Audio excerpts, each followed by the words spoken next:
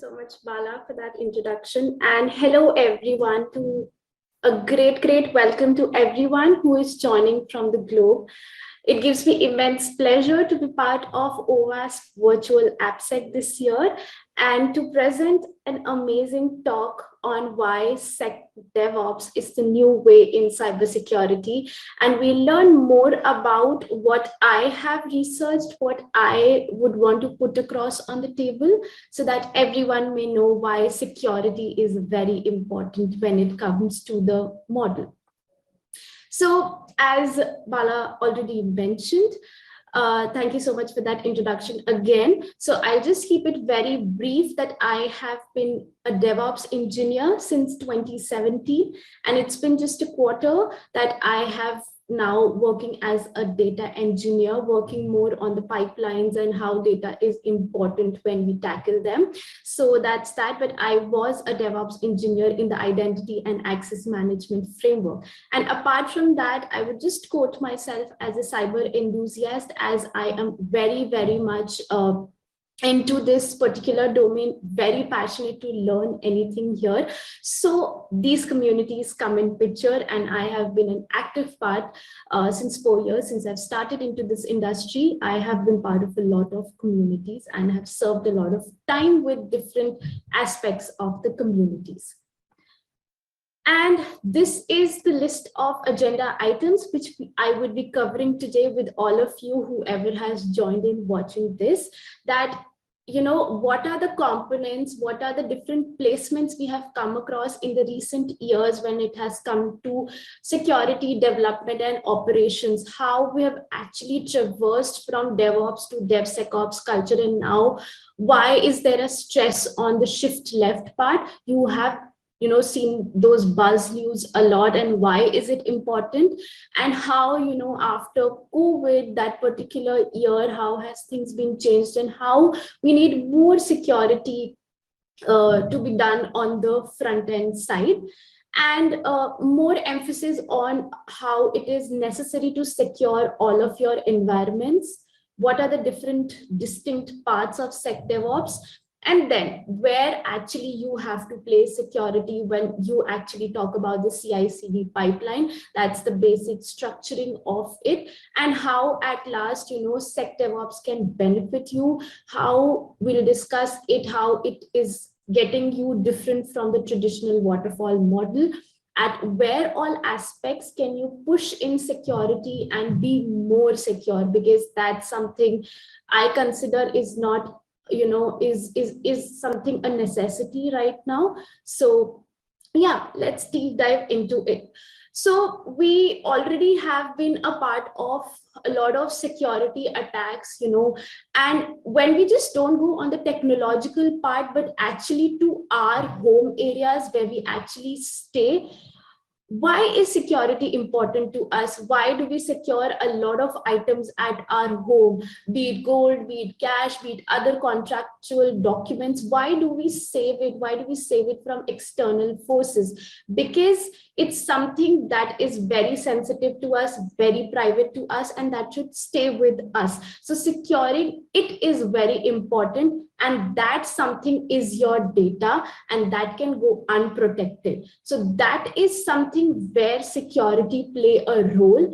And apart from your physical lives as well, your digital lives have to be also be secured in ways that nothing goes against you there. So we have seen a lot of things related to security now. So these are three different components which we will be traversing all across the presentation. That's development, then we have operations, and then we put across security as well. So we know we have a lot of developers on the ground. They're working, testing, using different languages. They are committing those codes and then pushing it across to different environments, be it from their sandbox to the production environments for those particular tasks. Then there comes the structuring of operations as well, where anything that goes wrong, anything that is something not fitting and is something that goes wrong, is where the operations part come into picture, where you fix those things. You again, rewrite those codes, whatever fix has to go, whatever bugs have to be, fixed there, everything gets corrected there as part of operations, and how you actually operationalize those particular codes that you have pushed across. But at times, people pay a lot of importance to development and operations, and the security goes behind the table. And that's something which I would be stressing today, that security is very important. In whichever environment you push your codes, you have to have those security tests, so that as early as possible, you know what you are sending across, what vulnerabilities it can hold, and that all things we'll discuss when we move forward with the presentation. So these for the next 2-3 slides, you'll see a lot of, these kinds of diagrams with plus, equals to, with different colors. And I'll just be playing along with people's color, what all colors do you see here? But technically what you have to see in those boxes is certain terms which you would have come across a lot, and how they can be interchangeably used. So you have heard, and this actually is the track for it, that is DevSecOps. So when you actually add up development, security, and operations, you get DevSecOps track, where actually you put prioritizing dev first, then security, and then operations, what we have seen it across years now. But we've also seen other terms as where you put operations on the first, and then development, then security. And you can change these notions as per your convenience as well. Like whatever you need first to be on priority is something you put across it on first. And last is something which we are discussing today, is when we put security first, and then dev, and then operation. That's something I consider, that security should be a barging agent on every particular step. It should not be left behind. Actually, it should always be there. Like if you just take one step, security should take a step with you there. If you take a step back, then security should also take a step back. So it should be like an agent with you, that traverse with you everywhere. So all throughout the years, we have been into the DevOps structuring, where we develop anything, and then whatever bugs and fixes comes into picture, we just push it across, and have that operations work as well. Development and certain team is working on the operations part. Whatever things have to be changed, whatever things have to be added there, whatever things have to be, businesses ask you to, better tune it in those particular codes, is something that we have seen from years now. But now we have actually traversed to DevSecOps, where we have actually incorporated security there, and we now push security in all the steps that we have been taking in the DevOps culture. Now we follow the DevSecOps culture, where you can see on the left hand side that we code, we test, we build, we plan, then we release, and then the cycle just continues in. And then we put security in the middle, that we have to have that terminology as well, that particular process as well, so that whatever we are testing, committing, and pushing for deployment, and everything, the released codes into different environments, they are also checked thoroughly in terms of security as well, that nothing, no vulnerabilities, nothing, non-updated patches or anything gets out of scope there, and you are actually paying attention on that. So this is the basic pipeline that we have followed for years now. That's the CI/CD pipeline. That's continuous integration, continuous deployment pipeline. And we've also added a second D there, that's continuous delivery as well. So we always incorporate that should have continuous integration, then deployment, then delivery, and the process just continues there. So that's the basic process there. When a developer actually is committing the changes, then the builds get triggered, then the triggered builds you see, and if there are no errors there, or if there are errors, you run certain kinds of tests there, and whatever outcomes you get, then you push it across to the next environment. If you're doing this in your sandbox environment, and then you push it across to the next environment, and then finally after those tests and all, everything goes into production. So that's the basic pipeline that you get, and this process actually continues, that you integrate, you deploy, then you deliver, integrate, deploy, deliver, and this just continues in a chain, this particular pipeline. But where are actually the security tests being done in this particular pipeline that we have been following for years now? This is the standard structuring of actually development operations and how you push down your codes. But we don't see any security tests here.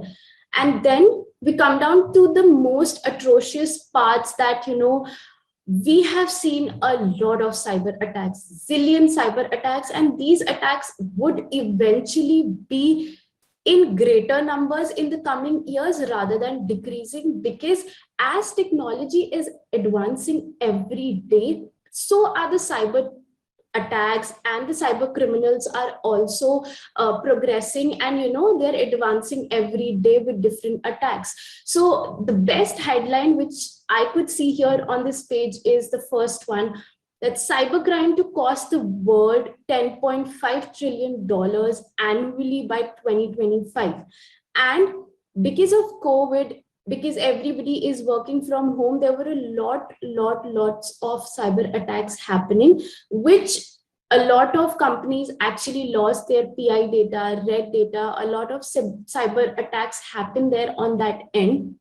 And a lot of data was stolen there, and the threat actors were gaining a lot of data on that end. So these newses are intact. They just increase by every day.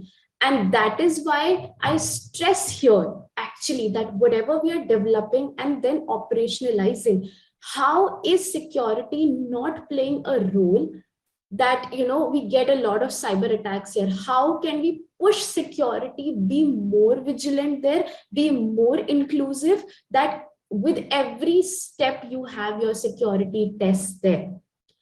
So the next question, it would come like, if we have developers on the ground there, that why is it actually important for us to secure those development environments? Because we work in a lot of environments, like traversing from sandbox to the stage environment to the user acceptance testing, and then probably going down to the production environments. Like every organization has their own levels of pushing the codes to different environments, and plus different languages and different interfaces being used. So why are we stressing here that those particular environments should be very, very secure, so that, it helps you in certain ways when you push the codes forward? So the first one being, as a developer, when you are working on certain codes, certain environments, then you hold a lot of privilege there. You actually have a lot of access being built up upon you, and to write those codes, to test them in certain environments, to, then provision it to next level. So you hold a lot of access there, and that is why something the developers are on target there, that they should actually incorporate security tests a lot, because we have a lot of social engineering attacks on ground, and phishing being the top of it. And because certain emails which you get, and if you by any chance click on those emails and compromise the sensitive data of your organization, it's done, it's gone, everything is gone. Whatever you have on your cloud, whatever you have on your local systems, on your Git profiles, everything gets tracked there once you have compromised your credentials or your sensitive data. So that is something very important, to actually build those environments where you are giving lesser number of access to people. So the best example here could be you're actually tiering in ways. Like, for example, I have to do certain writes, I have to write a code, test them, and then provision it forward. And you should not be part of that particular procedure. So my organization or my team would make sure that only I have those elevated access into the environment, but you only have normal level of access, not admin level of access onto that environment, so that not everyone has those accesses. So the correct person only has those accesses in the environments they intend to have it. Next is Kubernetes. We have heard a lot about the containerized applications as well, the Docker images that come into play, and a lot of people are working on that. So they also use credentials. There are certain credential sensitive data as well, which when leaked can actually make the cyber criminals gain access to the enterprise data as well. And that's something where we are breaking the rule that, if something we get it across to the cyber criminals, everything we lose. So certain sensitive data we come across, and if certain credentials gets leaked, certain sensitive data gets leaked, then by that, a lot of enterprise data can be accessed through it, and a lot of things can be done, which an external entity should not know about. So developers, the applications you use, everything should be done in ways that you are securing your environments as well, and securing your environments in a way that only the correct people who should have those access should have those accesses, and not everyone, so that not everyone can use it, and whoever has the access can judicially use it. So we just talked about the distinct parts of DevOps, and these are the two distinct parts that I've listed down here. That's security as code and infrastructure as code. So what actually we understand by it, that is security as code and infrastructure as code. So first we'll go by security as code. So like everyone would be aware, or I would just brief it around, that there are a lot of methods that we apply when we have to actually test for certain amount of codes, be it they are static codes or they are running codes. So we actually employ, and we have been using it for years now, that's SAST and DAST, that is the static way of testing and the dynamic way of testing. So they are both very handy when used together. They can go a long way because they have their own set of importance there.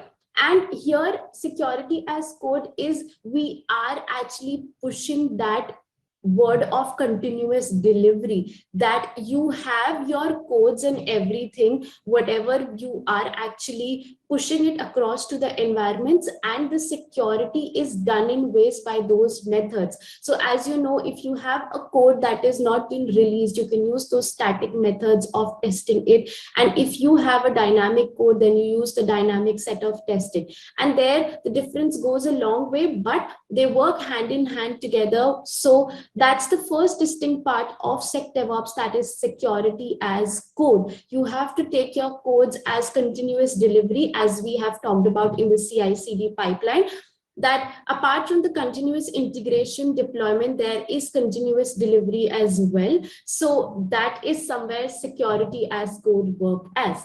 The next one is infrastructure as code, and where we actually stress on the point of the deployment part, the controlling of the deployment, hardening of that particular process, how the process goes across. Rather than having manual configurations, you actually automate those things in ways that the code, the infrastructure of the code can be taken from there. So you would have heard of applications like Chef or Ansible, which come into practice of these particular infrastructure as code. And also, rather than going with writing off scripts there, the manual scripts there, you can actually automate and push these codes likewise. So the basic crux of actually discussing about these two distinct parts is, once we are actually doing continuous delivery via security as code and with infrastructure as code, we are checking the manual configurations and we are working on hardening and controlling the deployment, then actually we come down to a point where we are ready.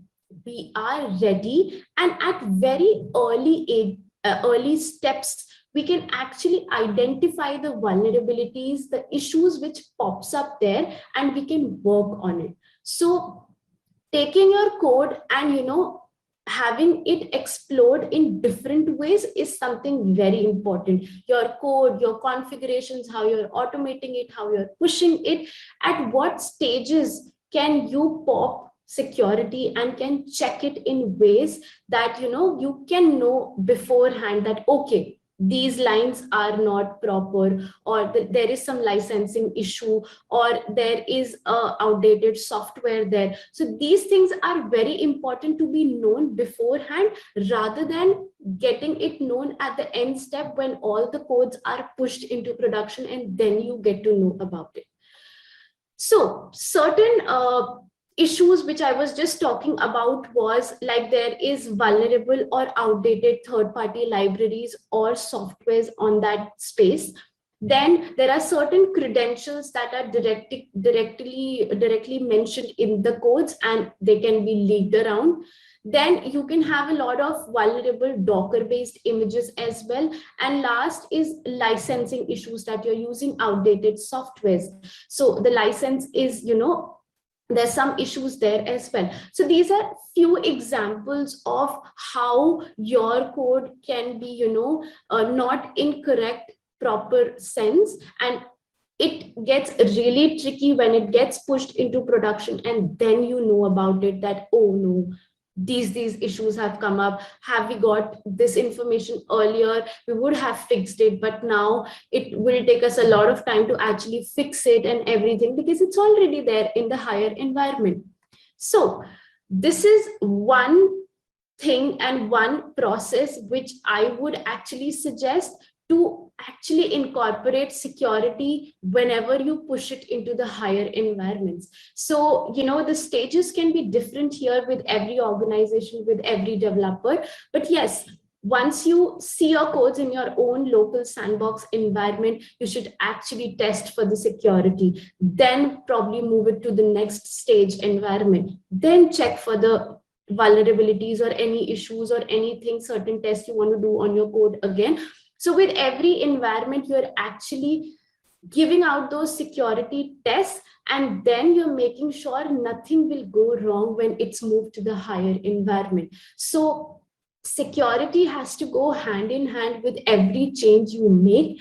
And that's certainly not like a process, but it's like a necessity for us now, because security is very, very important for us to have it incorporated with every step of development or operations we make, so that anything which can go wrong, like the 4 examples, these are not just the 4 examples, but these are few of the major examples that one can come across. And you should be you should be known to all these things, that they all can actually turn up as well. And if security tests are done everywhere, we're all sorted that yes, okay, we are sending a green code to production, and we are, at least the security way, the codes are good there.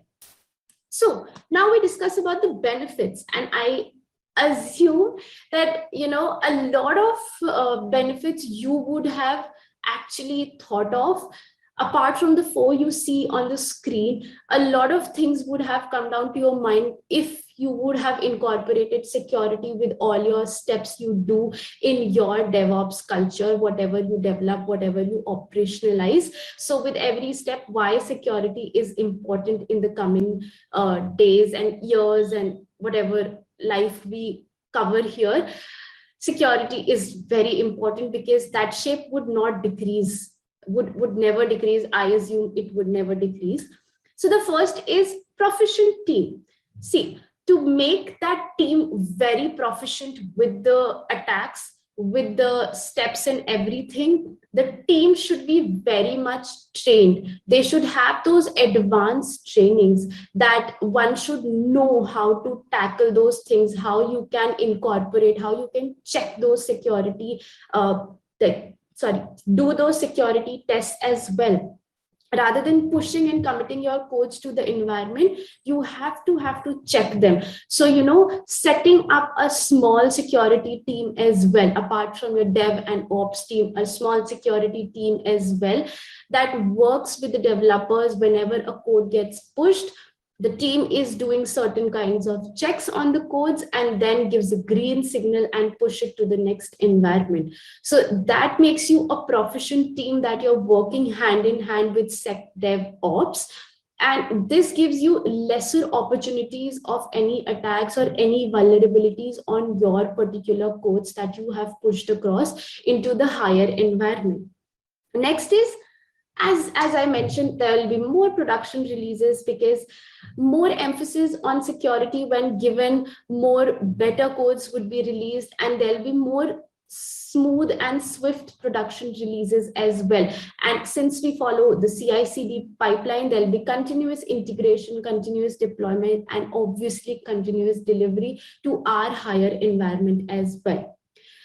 The third point is very important that we have checked in the previous slide as well, that if we have security at every doorstep of what we do, we are actually giving us time that we are identifying those vulnerabilities at very early stages where it can be thought of, rectified, and worked on, rather than getting to know those vulnerabilities when you are in the higher environment and then not being able to tackle it, or takes more time to actually recover those data. You can get into your data can be more and more vulnerable to your organization or to the system or whatever.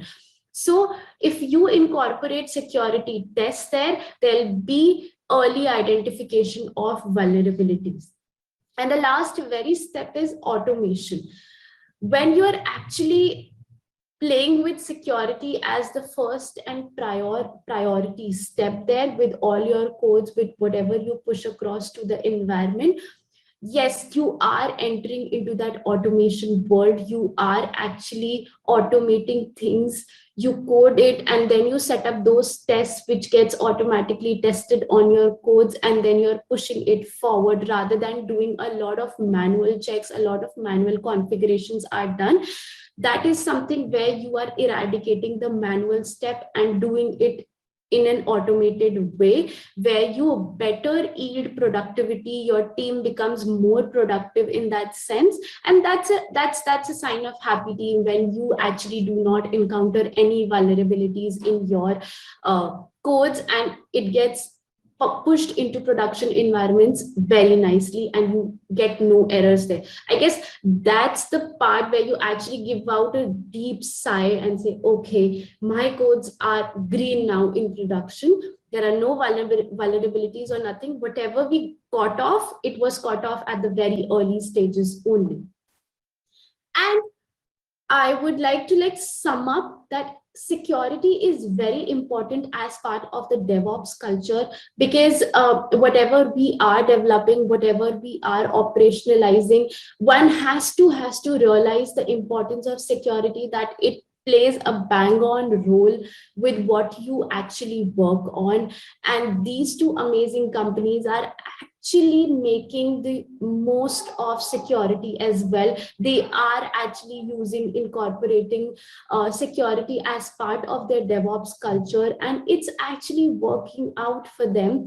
So it's like an awareness think that one should actually be now aware about this, that security has taken a very bad picture in the industry, and because of a lot of cyber attacks and everything, and that is why it has to be pushed on the first level itself. It has to be on the first level, and this way we are actually safeguarding our data, safeguarding our organization, that sensitive data and everything. So that's something is very, very important for us to take care of.